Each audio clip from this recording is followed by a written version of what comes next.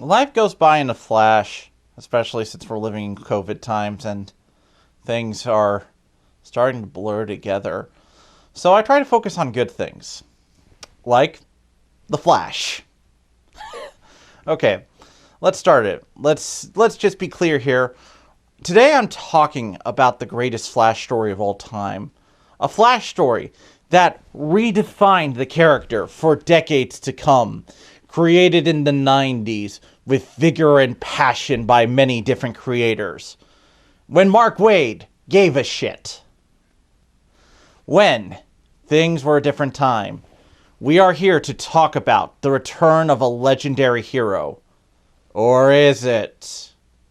So, let's talk about it. This is The Flash, The Return of Barry Allen. This graphic novel is Flash by Mark Waid Volume 2.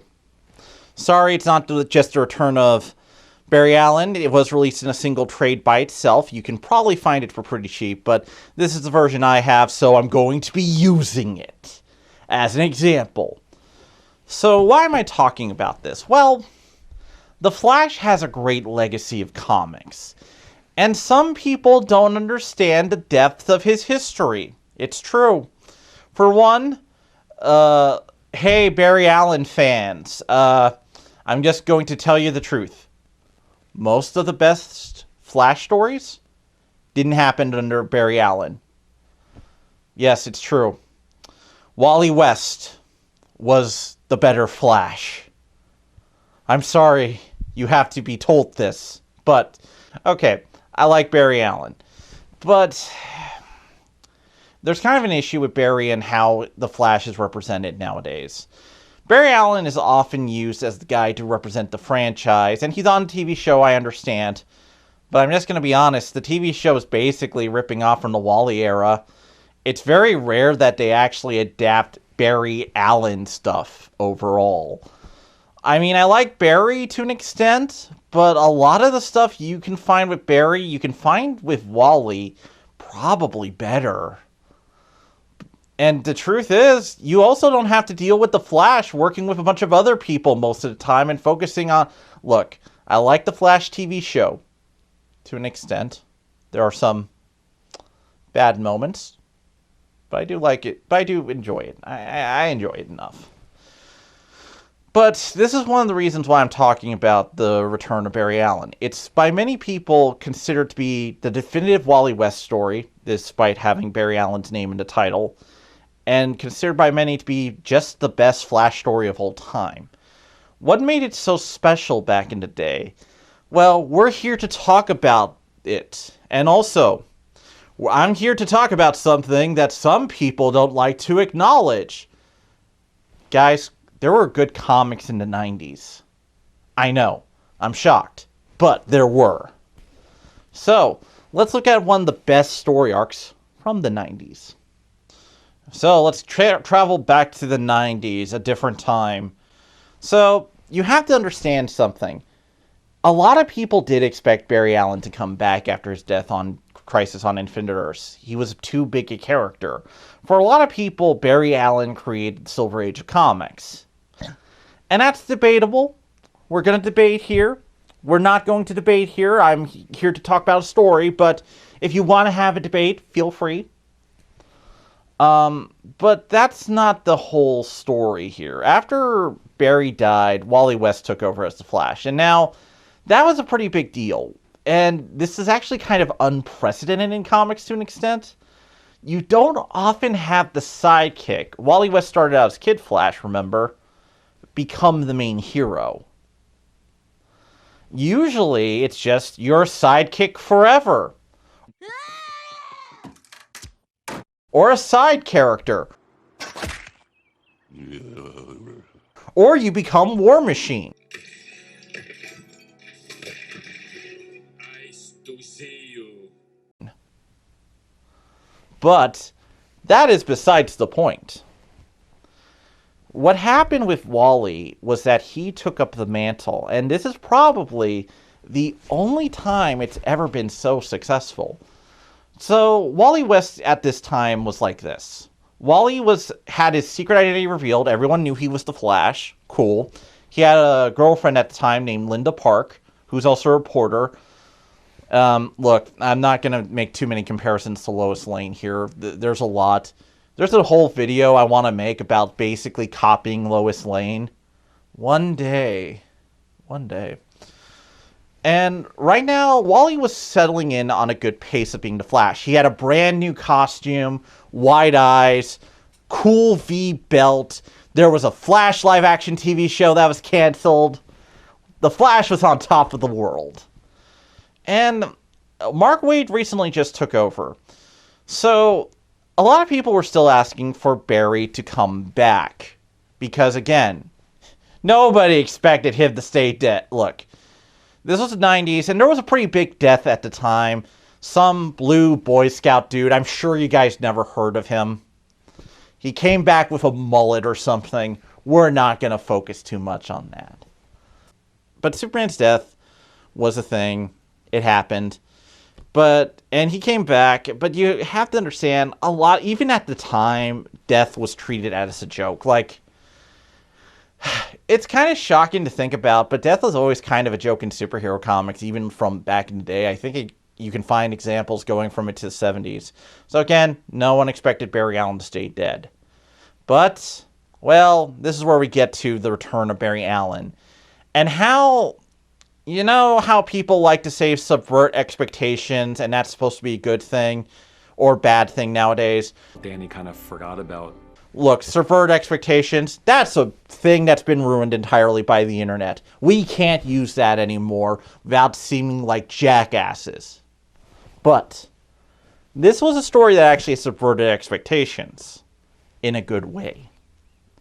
For one thing, it did a couple things that many people want to do with these types of stories. One, it established that Wally could take over the mantle.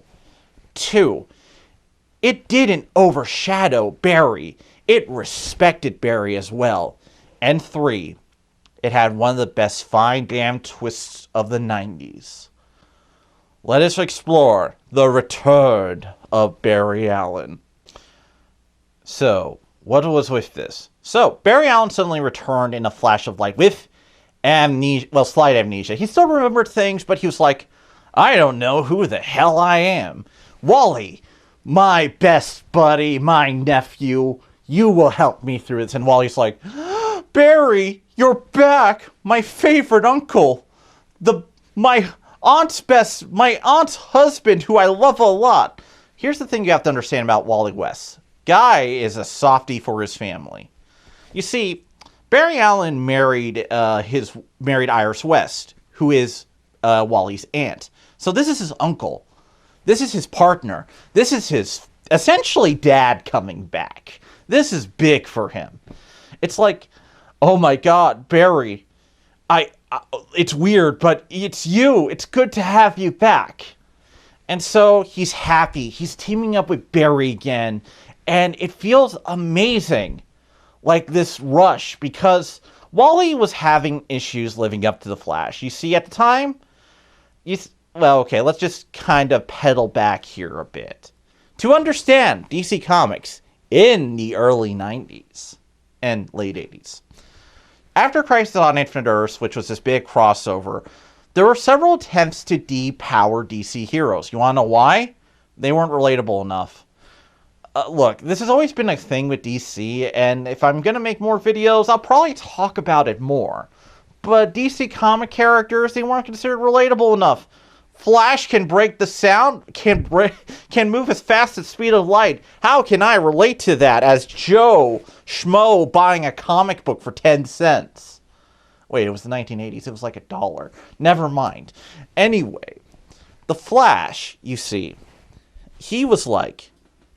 So, the Flash was depowered to only move at, like, the sound barrier. Okay, he was only as fast as breaking the sound barrier. He was depowered a lot. He couldn't also phase through objects anymore. It was very limited. So, again, Wally was feeling like, I'm not as good as Barry. In this case, it was actually kind of a plot point. It was just like, I'm not as powerful as Barry. I can never be the Flash. And this affected a lot of characters. Superman was actually highly depowered at this time, too. Batman, actually kind of was in a way. Like, this is when he was going urban street vigilante, you know.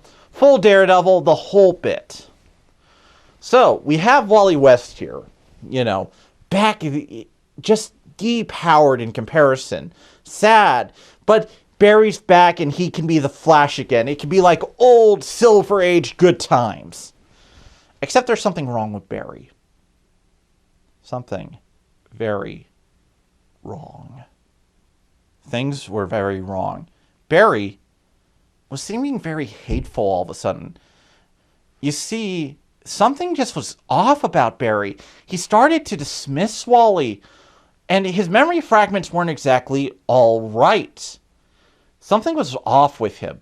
But Wally wanted Barry back. It's his uncle. It's the guy he looks up to. It's this guy I have on my shelf, Barry, the greatest Flash in the world. How could you do that? No, Barry. No, Barry's a good guy. Barry is fine. But everything was slightly off. And here's the thing. Barry got an obsession with being the only Flash. Now, at this time, DC Comics continuity was a big clusterfuck of merged universes. So he was not even the first Flash in universe. The first Flash was Jay Garrick, of course. And Jay was still around. He was like, yo, I'm old. I have a bucket hat. I'm the Flash. I'm cool. And he is cool. I love Jay. Jay was like, wow, something's wrong with Barry. Wally? Well, he didn't actually tell Wally this, but, you know, I'm summarizing a story here. I'm giving you details. So he was like, I gotta find people. Ah, Johnny Quick, you're also a speedster dude. I know who you are. Johnny Quick was also this 1940 speedster, and this is actually a very important story for another reason. It introduces us to Max Mercury. Max Mercury is one of the most important characters in The Flash that you probably haven't heard about. Because I imagine some of my audience are normies. And that's okay. If you're a normie, it's fine. I welcome you. Come in. Have a seat. But Max Mercury, one of the most important dudes. Because with him, he introduces a concept. Now, it's not introducing this story, but he builds to it. You see, he introduces the most important concept to the Flash mythos. What's that? The Speed Force. It's not introduced in the story yet. We're kind of a little off there. But it's being set up here. So Max is a Zen speedster. He's like a master of it. He's like, yo, I know what speed is. I lived it. I have it. And he's given like this mysterious backstory. You see, he was based on a Golden Age superhero named Quicksilver. No relation.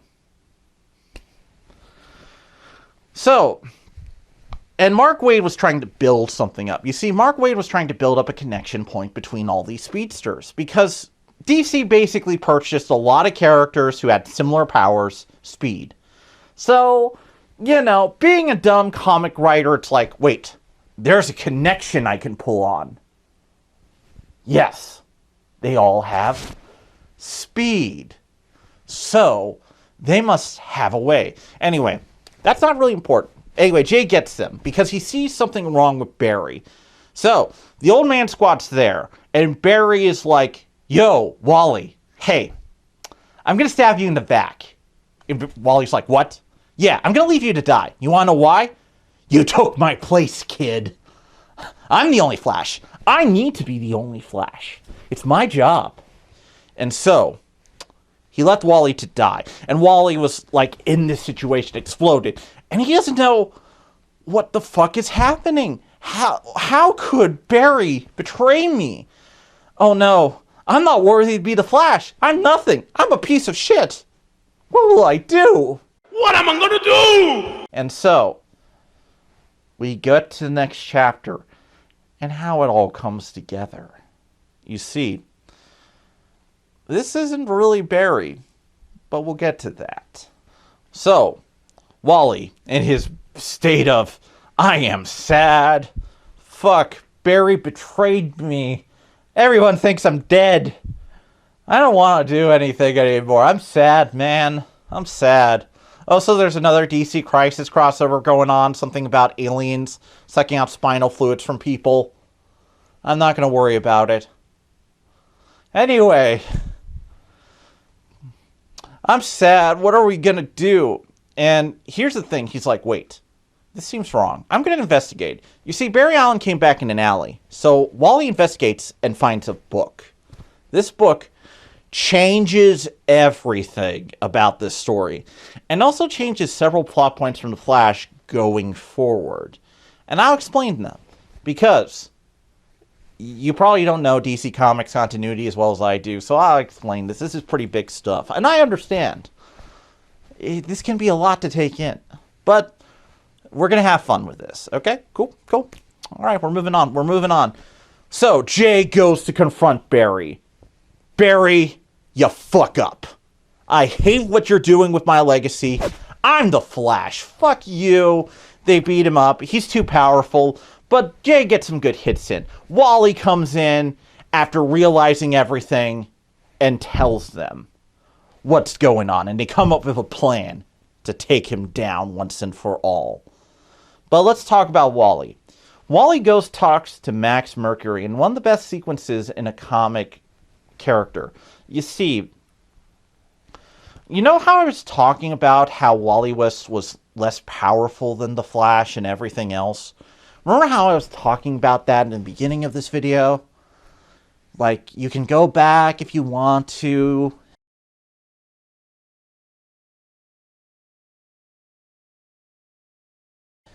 Please.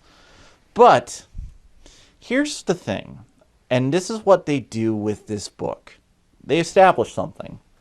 Wally didn't want to be faster than Barry. He didn't want to replace Barry because replacing someone means they're gone. You don't need them anymore. You see, for Wally West as a character, what meant the most to him was, I wanted my uncle back. I wanted him to be the Flash. I don't want to. I don't want to be faster than him because he's my uncle. I love him. You see, the reason Wally wasn't as good as Barry was because, on some level, Wally was deliberately holding himself back. You see, to him, it meant more that Barry was coming back. Barry needs to be the Flash again, but he's not here. Whoever that Barry is not Barry. That's not his uncle. It's a mockery of his uncle. And he needs to step up. He needs to actually surpass Barry Allen to take out this dude. And Wally knows who he is. In fact, it's a pretty big reveal. And this comic's twist is actually very infamous. But it was a good twist at the time. But we'll get there. So, Jay, Max Mercury, Johnny Quick, Wally go to confront him. They do. Jay gets his legs, like his leg gets hurt. The old men, they try. They get some good hits in. It's kind of awesome. This fight's really cool. Hal Jordan's in there because Hal Jordan's like, whoa, Barry, my best friend is... Oh, wait, you're not Barry. Fuck. You're my friend. Well, where are you? So, Wally then comes in and is like, okay, this is the plan here. And he gets... Sorry. I mean, that was deliberate on my part. That was not a mistake. That will hopefully bleep out. I want to get there. I don't want to, reveal it. Anyway, he gets Barry Allen to go to the Flash Museum, where he confronts him. And he reveals who he is. You see, the Flash had many great enemies, but there was one who was always in his craw. One who defined his Bronze Age career. One who led to one of the longest comic storylines at the time. The Trial of the Flash story, the last Barry Allen story, was 24 issues. That's 2 years of comics, guys. 2 straight years. Do you know how rare it was for comics to go up to 6 parts at that time? This was 24. That was insane. Anyway, we're not here to talk about that. And Wally goes and is like, I know who you are. I probably could have guessed. But after reading this book and figuring out everything, I know who you are. You're Professor Thawne, Professor Zoom, the Reverse Flash, the archenemy of the Flash, the guy who killed the Flash's wife, the guy who also led to the dissolution of the second Flash's second relationship. Remember when you were making out with your first girlfriend, and you came right as she touched your leg? It was me, Barry. I jerked you off at super speed so it'd seem like you nutted at just a woman's touch. It was a whole thing. There's a lot of continuity built up here. Anyway, this was a big reveal. The Reverse Flash was dead for years, and he came back. And here's the thing the story did. It also gave him an origin. It revealed something. You see, Flash, the Reverse Flash, was a Barry Allen fanboy. Actually, this is a really good mirroring story, you know, like, oh my god, Barry Allen fanboy versus Barry Allen fanboy. Man, who will win? But besides that, it established a couple things. Was that he was obsessed with becoming Barry Allen. He had himself surgically altered to look like Barry Allen. He was that obsessive.